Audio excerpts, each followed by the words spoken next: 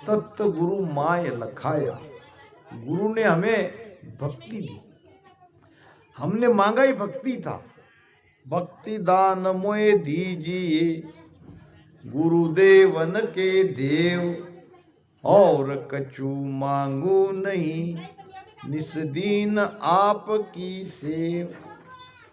हमारी प्रार्थनाएं तो यही थी ना कि हमें भक्ति का दान चाहिए, हमें भक्ति दो। तो गुरु ही भक्ति दान देते हैं। भक्ति दान मोए दीजिए गुरुदेवन के देवा, भक्ति दान मोए दीजिए। हमने भक्ति मांगी, गुरु ने हमें भक्ति दी थी। अब हम कहलाते हैं भक्त। हम भक्त ही तो है। दिन दिन सो सुखराम कहे राम स्नेही नाव। अब जिनका नाम राम स्नेही है, जिनको भक्त कहते हैं, संसार में उसकी पहचान वैसी होती है, तो महाराज ने तो उसको धन्य कहा है। फिर दिन सो सुखराम कहे वाह बस्ती वाह गाँव। फिर धन्य उसे है जिस बस्ती में वो भक्त रहते हैं, वो बस्ती वो गांव भी धन्य है। तो ये भक्ति और भक्ति करने का भाव सद्गुरु देते हैं, और भगवान को भी सद्गुरु ही मिलाते हैं। तत्त गुरु माय लकाया। तत्त नाम ब्रह्म, ब्रह्म नाम आत्मा, आत्मा नाम हमारा स्वरूप। हमारे स्वरूप को भीतर ही सद्गुरु ने लखा दिया। खंड ब्रह्मांड का भेव सोज गुरु शरणे आया। खंड कहते हैं त्रिकुटी को, ब्रह्मांड कहते हैं दसवें द्वार को।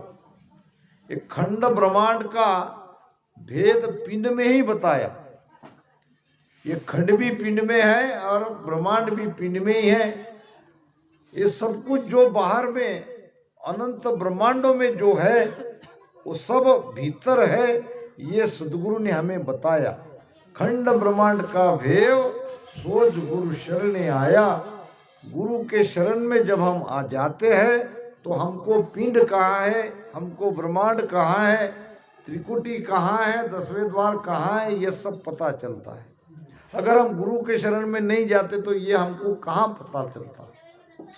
मत चित समता सात शरण ऐसी विध पाई।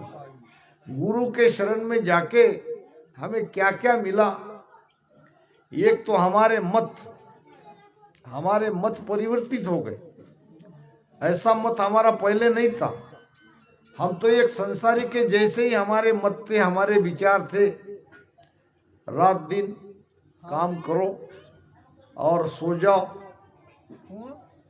और जो प्राणी करते हैं वही करो। आहार निद्रा भय मैथुन, ये सब प्राणियां करते हैं, तो हम भी वही कर रहे हैं।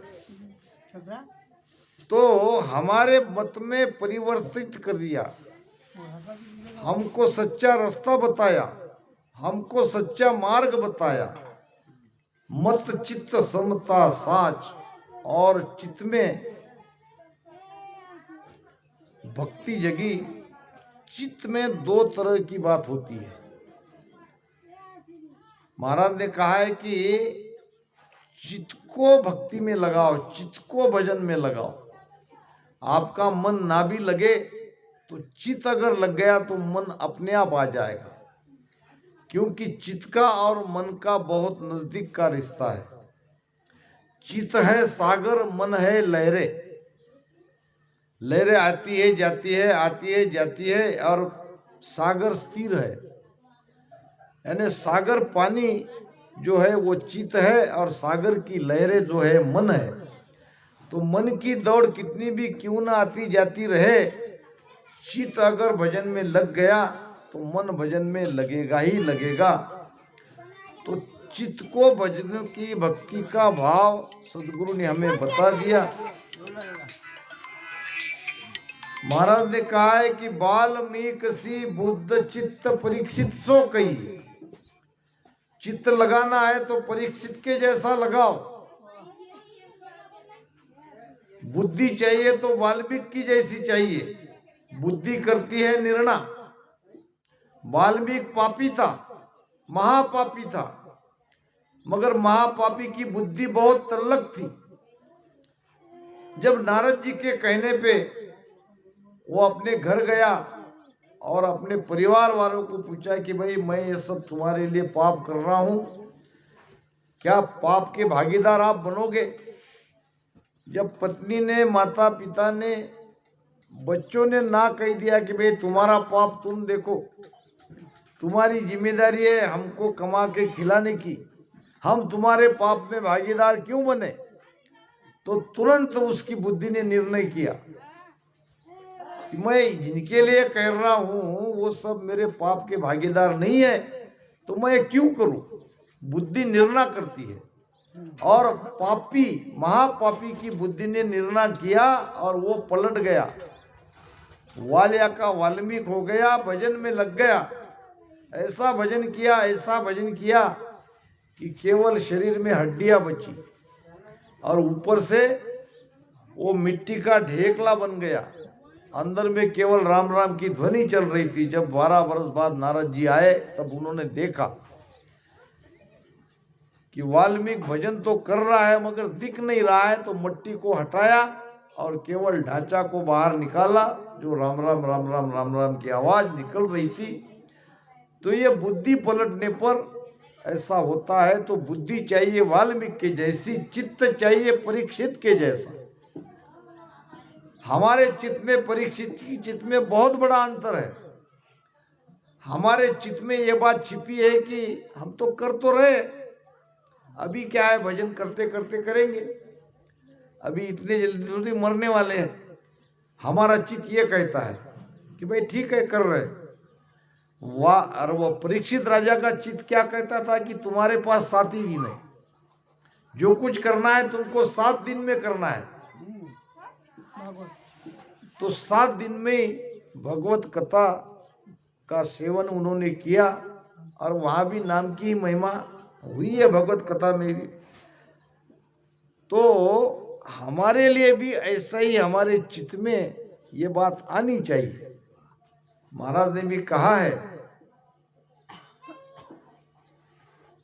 5 दिना पीछे ही मरणो, सो आबही हम मुआ, मेरे रामा सो आबही हम मुआ, के सुख राम 25 नव को, के सुख राम 25 नव को, कर दो जग में धुआ, साधा मति मेरो जन्म गवाओ, संतो मति मेरो जन्म गवाओ, जो कोई सेन हमारो जुग में, जो कोई सेन हमारो जुग में, दोय चोट सिर बाओ, सादा मति मेरो जन्म गवाओ, संतो मति मेरो जन्म गवाओ। 5 दिना पीछे ही मरणो, मरना है, सबको मरना है। सो अब ही हम हुआ, 5 दिन के बाद मरोगे तो आज मर जाओ, आज ही जगत से वैराग ले लो। और वैराग्य ही मोक्ष में ले जाता है। सुख राम ज्ञान वैराग बिन मोक न पहुंचे कोय, तीमर मद बैराग रे हद बेहद का होए। वैराग 3 प्रकार के हैं, एक हद का, तिमिर वैराग, बेहद का मद वैराग और अमर लोक का ज्ञान वैराग। ज्ञान वैराग का अर्थ है भीतर में ऐसा ज्ञान हो जाना, उस ज्ञान के सामने ये दुनिया हमको फीकी लगे, दुनिया का सारा सुख हमको झूठा लगे। जो झूठा है वो झूठा अगर लगने लगा तो हमारे अंदर ज्ञान वैराग आ गया। और ये ज्ञान वैराग आता है भजन से, ये आता है सत्संग से। काम जिमा जिनारा धामा किया उसी को साजे। ये भक्ति करना कोई आसान नहीं है। भक्ति करे जन सूरा हो, नहीं कायर का काम साधो, भक्ति करे जन सूरा हो। हम कौन है? हम शूरवीर है, हम कायर नहीं है। कायर के लिए संतों ने कहा है कि कायर कैसे? कायर यानी डरपोक, कायर यानी जान बचाने के लिए भागने वाला, उसको कहा है कायर। कायर उस स्त्री के जैसे है जो स्त्री बच्चा तो चाहती है, बच्चा को गोद में खिलाना चाहती है, मगर बच्चे की जो पीड़ा है वो पीड़ा झेलना नहीं चाहती। हमारी माता ने हमको 9 महीने तक अपने गर्भ में रखा, कितना कष्ट हुआ, हमको कितना कष्ट हुआ और हमारी माता को कितना कष्ट हुआ, ये माता ही जानती है। फिर भी सारा कष्ट सह के उन्होंने हमको जन्म दिया, उन्होंने हमको दुनिया दिखाई। तो कायर उस स्त्री के जैसे है जो बच्चे का सुख तो लेना चाहती है, मगर बच्चे की पीड़ा, वो पीड़ा से भागती है। उसको पीड़ा नहीं चाहिए, उसको दुख नहीं चाहिए, मगर बच्चा चाहिए।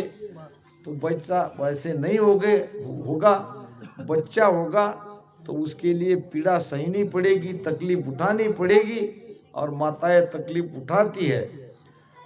तो हम सब कितनी झंझट है संसार की, कई तरह के हमारे सारे काम धंधे छोड़ के हम सत्संग को आते हैं। चलो आज सत्संग है, अब जनवरी महीना आएगा और जनवरी लगते ही हमको लगेगा कि चलो हमारे बापू के धाम पिपरी जाना है 15 तारीख को। किसी को बुलाने की आवश्यकता नहीं है, धीरे धीरे धीरे धीरे सभी हंस वहां चले जाएंगे। क्यों? कि हमको वो आनंद चाहिए, और उस आनंद की प्राप्ति के लिए जो भी कष्ट हो, जो भी दुख हो, जो भी पीड़ा हो, हम सब सहने को तैयार है। तो एक भक्ति की पीड़ा एक भक्त की ही जानता है। कहते हैं कि काम जिनारा धामा किया उसी को साजे, पड़े पराई बात में तो मोरा में मुसड़ बाजे। आप समझे? कुछ नहीं समझे। काम जिनारा धामा किया उसी को साजे, जिसका जो काम है वो उसने ही करना, उसी को वो शोभा देता है। अब पड़े पराई बात में, अब जो अपना काम नहीं है उसमें अगर हम गलती से पड़ गए तो क्या होगा? मोरा में मुसड़ बाजे। मोरा यानी पीठ की दाढ़, मुसड़ यानी सोटा।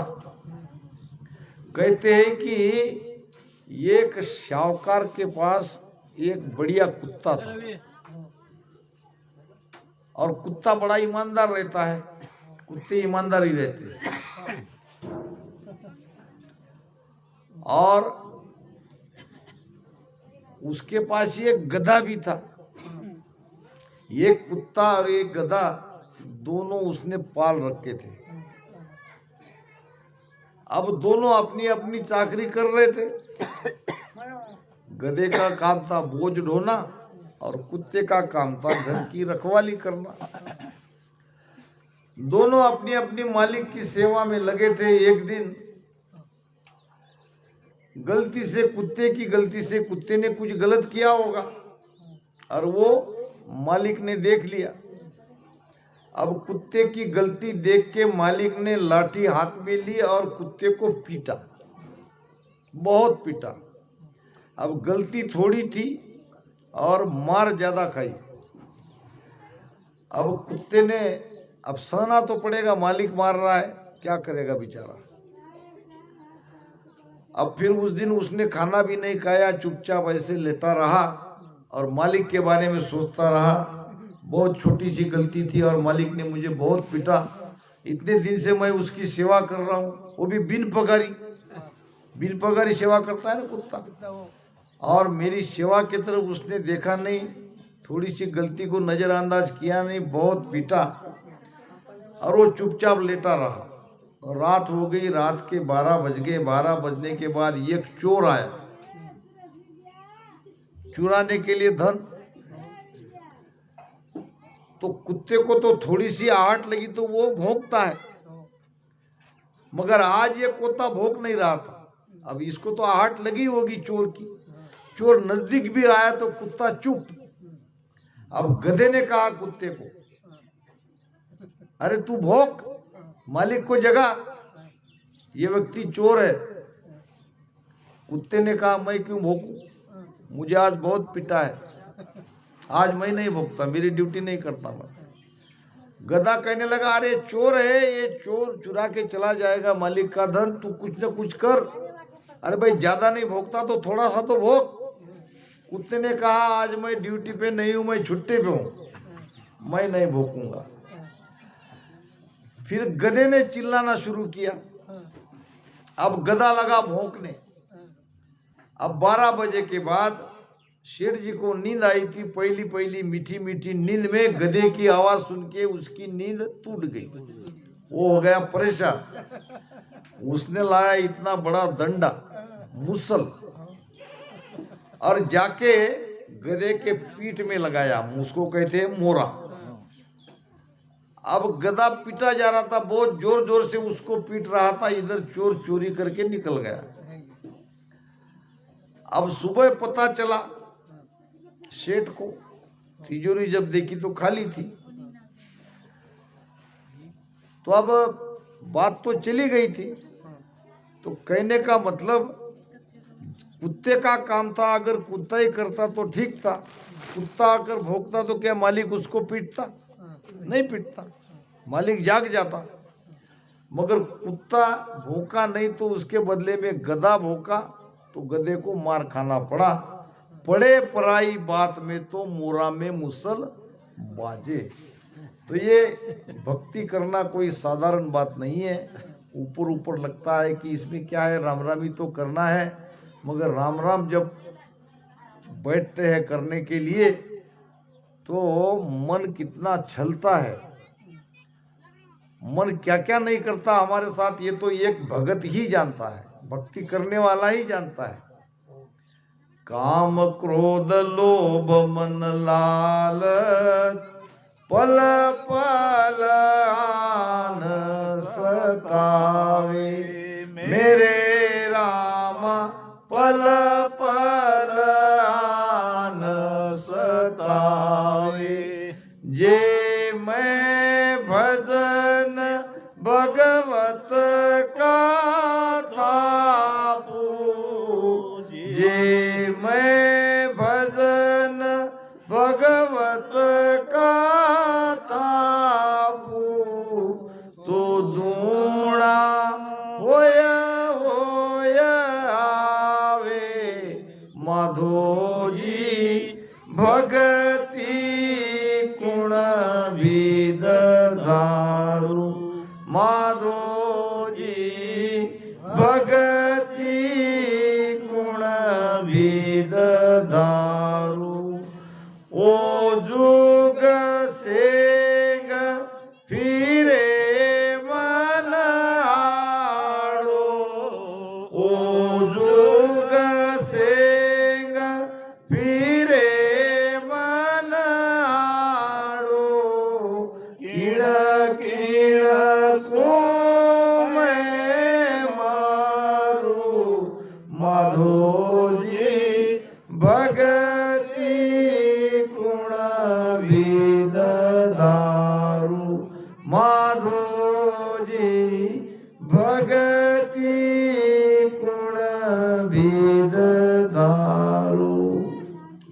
भजन करना बड़ा कठिन हो जाता है। एक लड़का गुरु के पास आया और कहने लगा, तुम्हारे आश्रम में कुछ काम हो तो मुझे दो। गुरु ने कहा, काम तो बहुत सारा है, मगर तुम्हें वो नहीं दूंगा, मैं केवल एक ही बात करूंगा, पैसे दूंगा रोज के 500, केवल बैठ के राम राम करना है। ध्यान रहे, यहाँ आश्रम में जो भी कुछ हो रहा है उसको होने दो, नफा नुकसान मेरा, तुमको तुम्हारे काम से मतलब, तुम खाली राम राम करो और शाम को 500 रुपए लेके चले जाओ। अब कितना आसान काम था, कोई काम करना नहीं है, केवल बैठ के राम राम करना है। मगर बैठ के राम राम नहीं होता। क्यों नहीं होता? मन करने नहीं देता, मन आड़े आ जाता है। मन हमारे और परमात्मा के बीच दूरियां पैदा करता है। अब वो तो बहुत खुश हो गया कि कुछ करना ही नहीं है, राम राम कर लेंगे दिन भर, उसमें क्या है। गुरु ने कहा, देखो तुम अगर इधर उधर ध्यान दोगे, इधर उधर के काम में दखल दोगे तो तुमको मजूरी नहीं मिलेगी। उसने कहा, मुझे क्या मतलब है, मैं राम राम करूंगा और राम राम ही करने के बाद मुझे पैसे देना। बात हो गई पक्की। अब आश्रम के पास कुछ जमीन थी खाली और वहाँ कुछ लगाए थे फल फूल या और कोई बैंगन टमाटे, और वहाँ पे सिंचाई भी थी, कुआं भी था। अब ये जहाँ बैठा था वहाँ से सब देख रहा था।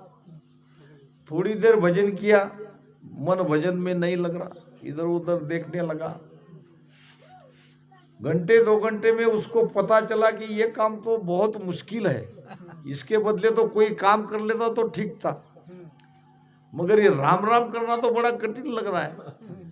अब जैसे जैसे आगे, अब ये दिन भर कितना बड़ा दिन है और दिन भर राम राम कैसे करूं। बहुत बार उसके मन में आया कि ये छोड़ के चला जाऊं, मगर पैसा नहीं मिलेगा, पैसे की आवश्यकता थी। फिर वो भजन करता नहीं। फिर थोड़ी देर देखा कि जो पानी दिया जा रहा था पाइप इधर उधर हट गए थे, और जो पानी देने वाला लड़का था वो कहीं बैठ के गपशप कर रहा था। इसने जाके उसको पुकारा, अरे भाई पानी के नल इधर उधर हो गए हैं, पानी सीधी जा नहीं रहा, सीधा इसको ठीक करो। अब गुरु तो अंदर बैठे थे। अब जब वो नहीं सुन रहा तो ये जाके उठ के वो पाइप को जोड़ने लगा, पानी ठीक देने लगा और आके राम राम किया। अब राम राम करने लगा, राम राम में मन कहाँ लगे, इधर उधर देख रहा। अब उसको लगा कि भाई आश्रम का जो काम नहीं हो रहा है वो करे, इससे गुरु खुश हो जाएंगे। अब जो भी कुछ बचता वो काम करने लगा, कहीं झाड़ू मारने लगा और आके बैठ जाता, राम राम करता, और थोड़ी देर कुछ न कुछ काम करता, राम राम करता। कैसे तैसे उनसे दिन बीत गया। गुरु महाराज ने कहा, तुमने मेरी आज्ञा का पालन नहीं किया। मैंने क्या किया, मैं तो आश्रम में ही था, राम राम ही कर रहा था। ये 2-3 बार उठ के तुम क्यों गए? क्या मैं आश्रम का नुकसान होने दूं? वो पानी ठीक से दे नहीं रहा था, मैंने आवाज दिया, उसने आवाज नहीं सुनी तो मैंने जाके ठीक किया। क्या मैंने बुरा किया? मैंने तुम्हें पहले ही कहा था, नफा नुकसान होगा तो मेरा होगा, तुमको उससे कोई मतलब नहीं है, तुम केवल राम राम ही करना। तुम 2-3 बार उठे इसलिए तुम्हारी मजदूरी उतनी नहीं मिलेगी, भजन तो तुमने थोड़ा सा किया। तो कहने का मतलब ये बहुत आसान दिखने वाला राम राम भजन बैठ के किया नहीं जाता, बहुत तकलीफ होती है। क्यों?